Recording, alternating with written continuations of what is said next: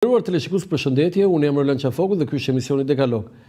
Sot do trajtojmë një vrasje tjetër, një nga 100 vrasjet në historinë e shtetit shqiptar, edhe një herë ky është botimi, ky është libri, 100 vrasje më të bujshme në historinë e shtetit shqiptar, botuar në vitin 2017 në shtëpinë botuese Westprint këtu në Tiranë. Dhe vrasja që do trajtojmë sot është e Isa Boletinit. Kam një përcaktim për këtë që modestisht them që është e goditur. Pse e them këtë?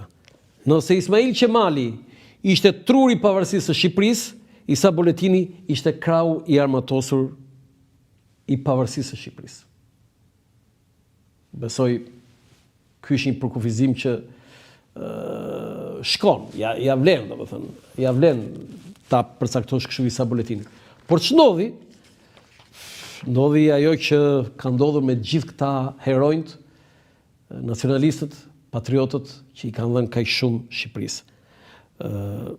3 vjet e 2 muaj nga dita e madhe e kombit shqiptar, pra nga shpallja e pavarësisë, njeriu që luftoi aq shumë për këtë pavarësi, u vra në një pusi, ja kjo është skica, nga 80 xhandarmë malazez dhe serb.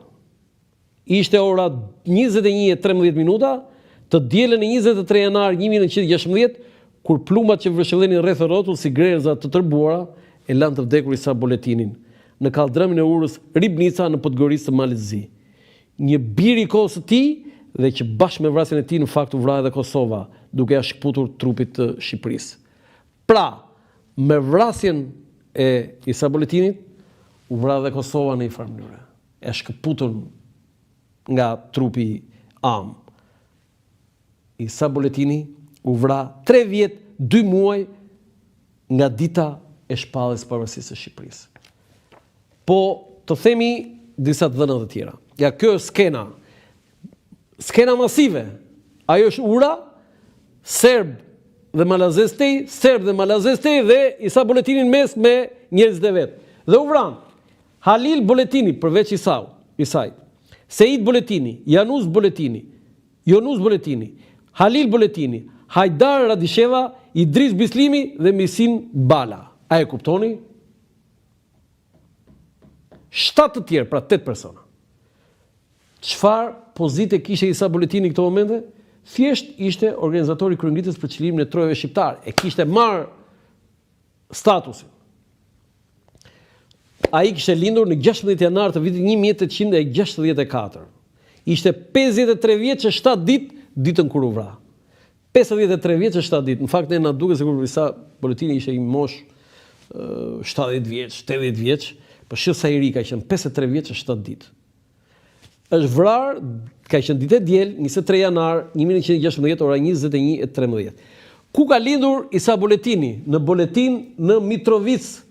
Në atë Mitrovic të Kosovës që ende sot diskutohen gjëra që ai vet do kishte shkulur flokët, po të jetonte sot, ishte gjallë sot. Domethënë kur aty serb të shpërngulur thonë janë trojet tona, imagjino çau Isa Boletin nga varri, kështu duhet të thrasim.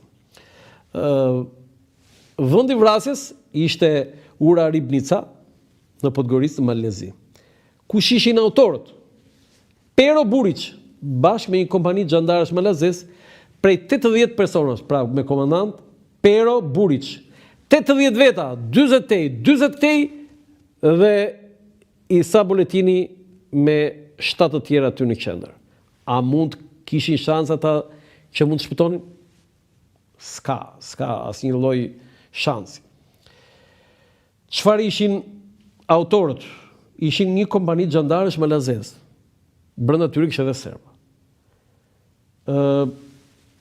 Kemi 2 varrime dhe për Isa Boletinin, në Podgorisë në fillim dhe pastaj në Boletin të Kosovës. Sot do flasim pak më vonë për varrimin. Çfarë ka thënë Isa Boletini për vdekjen? Tokën tonë që thau Osmanlia, lotët tanë nuk mundet me e njom, e tash na kena me evadit me gjak të shqiptarit. Vetëm Isa Boletini mund të thoshte këto fjalë. A e kuptoni? Tokën tonë që thau Osmanlia, lotët tanë nuk mundën me e njom, e tash na kena me evadit me gjak të shqiptarit. I jashtëzakonshëm edhe në mendim ky burr trim, por edhe i mençur. Deklaratat bujshme për vrasjen e Isa